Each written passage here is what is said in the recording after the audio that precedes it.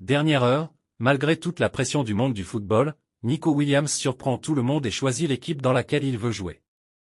Bonjour les culés, allons-y avec une autre nouvelle du FC Barcelone. Commençons par le retour à la maison de Thiago Alcantara. Le joueur espagnol, qui a récemment annoncé sa retraite, travaillera dans les prochaines semaines au sein du staff de Flick. Le FC Barcelone annonce que Thiago Alcantara participera à la pré-saison de l'équipe première en tant qu'assistant de Hansi Flick pour acquérir de l'expérience dans le but de devenir entraîneur de football à l'avenir. L'ancien milieu de terrain participera également à la tournée de pré-saison du club, mais restera ensuite dans le staff technique du Barça. Changement de sujet, Lamine Yamal ne participera pas à la tournée de pré-saison du FC Barcelone aux États-Unis.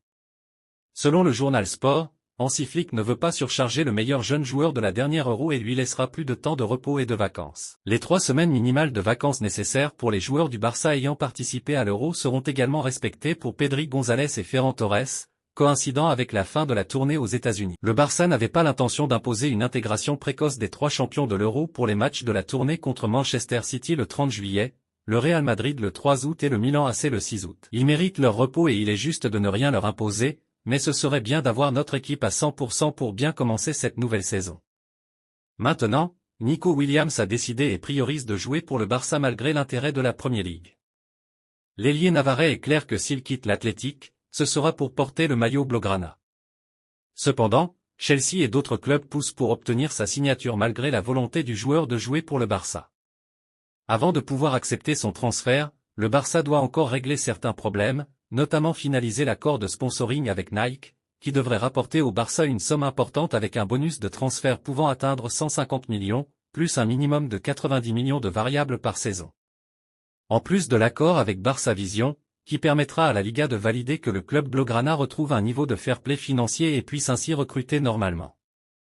À cela s'ajoutent quelques ventes de joueurs pour pouvoir payer la clause de 58 millions que Nico a avec l'Athletic.